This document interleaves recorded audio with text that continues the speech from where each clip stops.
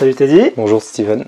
Merci en tout cas pour l'invitation. Hein. Ça me touche que tu nous invites dans ton antre, ta grotte, ton atelier. Donc pour te présenter, tu es dessinateur. Tu dessines essentiellement des personnages de fiction, de cinéma, au stylo bic. Donc tu nous raconter un peu tout ça, l'origine de ta passion, pourquoi le stylo bic. Donc justement, est-ce que tu peux nous parler un peu de ton univers et depuis combien de temps tu dessines? Ok, je suis dessinateur, auteur de bande dessinée. Et en fait, j'ai commencé cette série de personnages en 2021. Donc vraiment que des personnages de la pop culture cinématographique. Séries TV, jeux vidéo, musique, sport, voilà. Passionné, un cinéphile, donc j'ai commencé au stylo bic uniquement et ça me suit déjà depuis quasiment 3 ans. Sans crayon, sans gomme, directement au stylo, sans pouvoir faire d'erreur fatale en fait. Si je le fais, je recommence systématiquement. Et là j'en suis à 40 dessins à peu près sur la totalité de ce que j'ai réalisé ces 3 dernières années. Ouais, d'ailleurs je t'ai connu comme ça, l'émission de Guillaume Play Légende, avec comme invité Alessandre Astier. Et tu as fait ce magnifique dessin que tu l'as offert et tout. Donc, merci. C'est combien de temps tu as mis? J'ai mis 19 heures pour réaliser ce dessin-là qui est à la base en format A4. Voilà, format classique. Et l'émission m'avait demandé de le dessiner, donc j'avais à peu près 1 mois pour le réaliser. Ce qui est plutôt correct. Énorme. Donc, comment expliquer les choses? Tu disais tout à l'heure que ça prenait pas autant de... Enfin, tu n'utilisais pas beaucoup de stylos. C'est quoi, un stylo tous les 5 dessins, c'est ça, t'as dit? Ça dépend. Ça dépend de la complexité. Ouais. Là, en fait, il y a des masses de noir assez importantes par rapport à la lumière. C'est vrai. Ce qui fait que là, le remplissage peut aller vite. Donc là, ça dépend vraiment de la taille du format, ça dépend de la complexité du personnage. Après, plus il y a de détails, plus il y a de valeur de gris, j'ai tendance à dire, moins ça consomme. Ouais. Et c'est vraiment le noir qui fait qu'on vide le stylo vraiment très très rapidement. Du coup, tu fais des économies. C'est ça. Bon, c'est vrai qu'en termes de matériel, c'est pas ce qui coûte le plus cher, donc de ce côté-là, ça va. Énorme.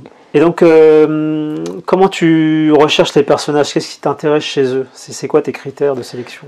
C'est une question de moment, de visionnage. Une série TV, un film d'animation, et là, hop, il y a un personnage qui m'intéresse. C'est pas forcément le personnage principal, c'est vraiment un personnage qui a un rôle dramatique, ou alors qui ne parle pas forcément. Enfin, c'est un peu spontané en fait. Voilà. Après j'ai effectivement des personnages que je voulais faire depuis très longtemps et j'ai dû les faire. Voilà.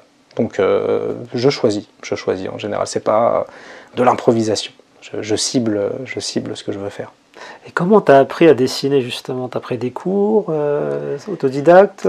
Alors on va dire que pour ce travail-là c'est totalement autodidacte. En fait je dessine depuis toujours, comme je le disais.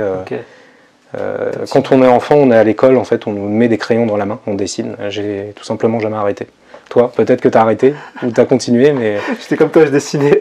Voilà, j'ai continué. Il y a eu des périodes où je T'étais pas bon à l'école, ça veut dire. Voilà, exactement. Tu as tout compris. J'étais vraiment bon pour le dessin, c'est-à-dire que les professeurs aimaient bien utiliser mes dessins pour tout ce qui était cours, pour habiller les cours de science-fiction. De SVT, voilà, de sciences et vie de la Terre, des formations professionnelles. Parce que oui, l'anatomie, c'est ton truc aussi, tu t'intéresses à... Oui, en fait, après, j'ai appris effectivement dans une école de bande dessinée, mais tout ce qui est art narratif, plutôt lié à l'image, la mise en scène, la narration. Donc j'ai dû apprendre quasiment tout, le dessin de personnage, la perspective, la colorisation numérique, les outils numériques, et tout ça, en fait, pour faire de la bande dessinée et devenir indépendant, ou travailler avec les éditeurs. Donc ce travail-là est plutôt autodidacte.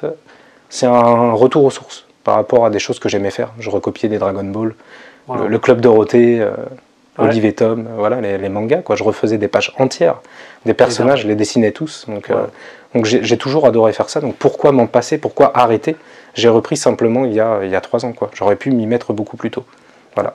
Tandis que la bande dessinée, ce côté-là, j'ai été formé dans une école encadrée en reconversion professionnelle. Voilà. Donc tu vends aussi tes dessins, comment ça se passe? C'est dans les salons, tu te fais connaître là-bas pour les vendre, ou c'est sur internet, ils te contactent? Ça dépend, effectivement c'est par rapport à la diffusion déjà sur les réseaux sociaux, une diffusion d'un dessin, et aussi mes présences dans des conventions pop culture. Des salons manga la plupart du temps aussi, mais j'aimerais cibler plutôt de la science-fiction. fantastique. D'accord. Voilà, donc les gens me retrouvent ici, commencent à me reconnaître un petit peu, et après je peux proposer des originaux, ou alors des reproductions de qualité, des reproductions standards, des petits goodies comme des badges, voilà, des cadres. Voilà. Donc tu disais que tu as touché un peu à tous les types de matières. Aujourd'hui, c'est quoi ton nouveau challenge? Est-ce que tu en as encore? Ah, le nouveau challenge, il y en a toujours. C'est vrai que j'aimerais m'attaquer à quelque chose de plus métallique. Métallique. Ouais. Okay. Genre Transformers. Ah, ouais. Ou alors le Faucon Millenium. J'ai fait un seul véhicule, la DeLorean, qui a d'ailleurs été signé par l'acteur Christopher Lloyd, que j'ai rencontré à Toulouse. Et là, j'ai vu à quel point c'était beaucoup plus difficile qu'un personnage. Le côté linéaire, les jantes, les formes ovales, où j'ai eu beaucoup plus de mal, mais c'était quand même aussi un bon retour aux sources, car au collège, je dessinais que des voitures. Donc je savais comment m'y prendre, mais seulement il y a eu un petit peu le syndrome de la page blanche, la peur de mal faire et de rater. Voilà. Donc là, des prochains personnages que je ferai, c'est plus dans le costume, effectivement, dans des zones un peu comme sa cape de Arthur là, dans la série Camelot, qui était très complexe. Au début, je voulais pas la faire comme ça, je voulais la faire lisse, en me disant je vais gagner du temps, mais là, il y avait tous ces motifs là, je pouvais pas faire autrement. Ça, c'est plus fort que moi aussi, j'ai le côté perfectionniste qui fait que j'ai besoin de détailler, de respecter l'originalité de la photographie. Donc voilà, à chaque dessin représente son challenge et son défi. Je me dis pas ça va être facile.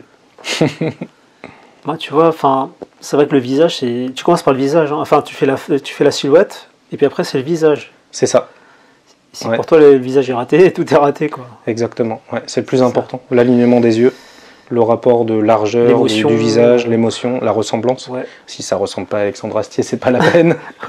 Donc du coup, c'est très important. Donc en fait, je commence vraiment par le visage, j'esquisse le visage, je place le nez, les yeux, donc j'essaie de bien placer tout ça.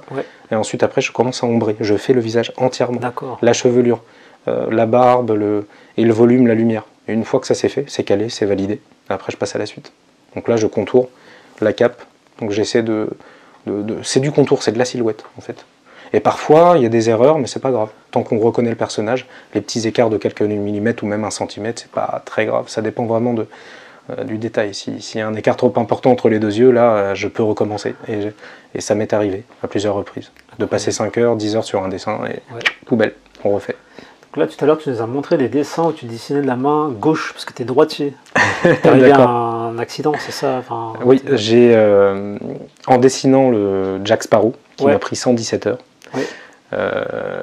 je me suis blessé au pouce, une tendinite, parce que je forçais beaucoup trop. J'avais déjà mal, j'ai continué pendant des semaines et des semaines. Donc forcément, ça a alimenté une grosse inflammation. Donc j'ai eu quasiment une année de pause, en 2023, où je n'ai pas beaucoup dessiné. Et là, je me suis dit, il serait peut-être temps de dessiner de la main gauche. J'ai rencontré quelqu'un qui avait été blessé, qui a dû le faire. Ça m'a inspiré, je me suis dit, bon, après tout, si lui il le peut, pourquoi pas moi? Et j'ai essayé, voilà. Ça m'a pris quand même 4 mois d'accepter qu'il fallait le faire, et 4 autres mois pour m'y mettre. Et j'ai commencé au mois d'août 2023 pour faire une esquisse, quelques esquisses, une soixantaine de dessins d'anatomie, et ensuite commencer directement avec des personnages. Où j'ai proposé Vega de Street Fighter, Ryuk de Death Note, et le Grogu Baby Yoda de la série Le Mandalorian. Voilà, totalement de la main gauche. Donc là, on a 26 heures par dessin. Énorme. Au début, je dessinais sur des petits formats A5, donc la moitié du A4 classique. En voilà d'autres. Michael Jackson, Michel. Là, on a 8 heures de dessin et là 50 heures. Parce qu'en fait, là, il y a beaucoup de noir, donc ça va très vite. À part les détails du visage ou le t-shirt ou les chaussettes qui ont été vraiment très longs. Là, ce personnage-là a été très très long aussi, pour tous les détails. Il y a de la lumière partout, peu d'ombre franche, ce qui fait que ça prend beaucoup plus de temps. C'est aussi 2 fois plus grand. Donc, 40 heures, 64 heures. 64 heures parce qu'il y a beaucoup de noir, donc là, ça prend moins de temps. Et là, le bic, ça consomme. un tiers du bic pour ces 2 personnages. Le côté brillant, la matière. Pour les lumières, je préserve cette zone, je fais un détourage, à peine perceptible, et après c'est que des hachures, de dégradés, pour laisser la lumière. C'est le blanc du papier, en fait. Il n'y a pas de blanc qui est rajouté par-dessus. C'est fort. Voilà, Avatar. 50 heures. Wow. Et après, donc, il y a eu le Jack Sparrow, qui est plus grand, qui est dans un autre book. Ouais. Et après, vu que je n'étais pas censé dessiner, je suis retombé sur des petits formats pour me refaire un peu la main, parce que c'est de la rééducation finalement. Ouais. Donc là, c'est des petits personnages, 2 heures, une quinzaine d'heures, réalisés lors d'événements pop culture, comme la Japan Expo, des salons spéciaux science-fiction. Ouais. Et ça, c'est la main gauche, ces deux-là. Ah, Vega et... Voilà. C'est ça. Et là, Vega, j'ai coupé ses griffes, donc c'est pas Vega. Ah, c'est vrai, j'ai pas vu. C'est ça. En fait, j'ai mal centré le personnage, ce qui fait qu'on ne voit pas les griffes, ce qui est un peu dommage. Et voilà, celui-ci, qui a été signé aussi, soit dit en passant, par Emmanuel Carsen, le doubleur français, qui double Ryuk. Ah ouais. Et aussi Daryl de The Walking Dead. Et là, la DeLorean. 33 heures de stylo, signé par Christopher Lloyd. Donc celui-là, tu as eu du mal à le faire, hein. C'était pas évident. C'est ça. Mais j'ai apprécié, c'était génial. Ah, je comprends le côté méthodique, c'est intéressant ça. Et voilà, il en reste un, le petit Baby Yoda de la main gauche en petit format. Wow. Voilà, donc là je vous ai montré la dernière année de réalisation, les derniers, plus aboutis, les plus poussés. Wow. Il y a eu de l'évolution. Donc tu as un site internet, moi je t'ai contacté sur Instagram, mais tu as dit que tu vas monter un site, non? Bientôt une boutique en ligne. Alors moi je n'ai pas de site internet, j'ai un compte Instagram, j'ai un compte Facebook, j'ai une page Pop Culture Week, et la boutique est en construction. Voilà.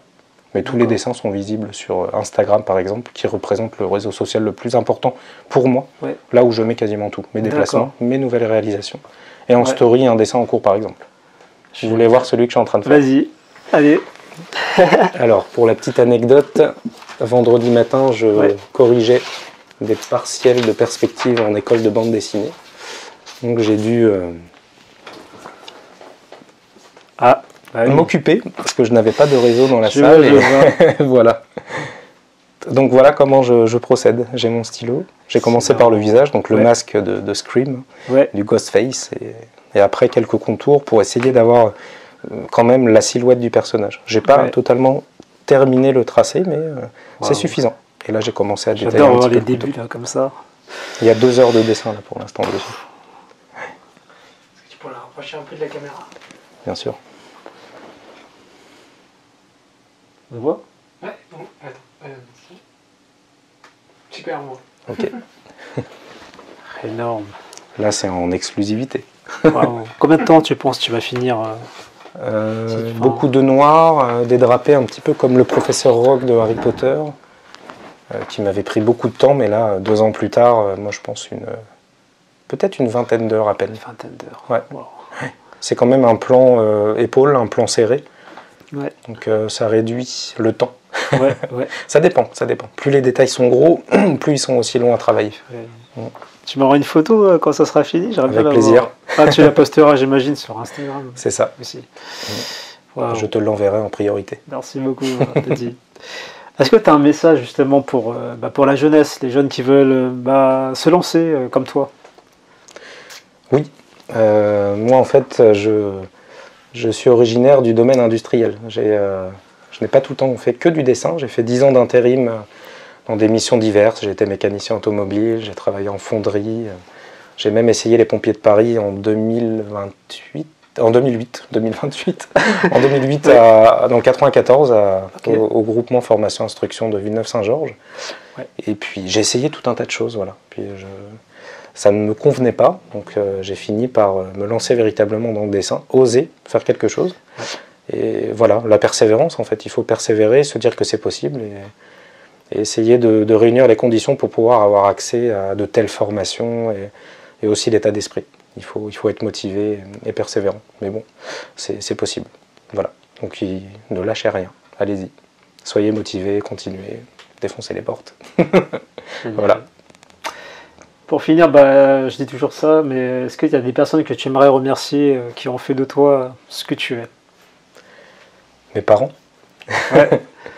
qui m'ont soutenu, voilà. Ah, c'est bien ça. Qui m'ont laissé faire toute ma vie, qui m'ont laissé prendre mes décisions, qui ont été là, qui ne se sont pas forcément prononcés, mais qui ont observé, et qui n'ont jamais mis le bâton dans les roues, en fait. Donc, je leur dois beaucoup, voilà.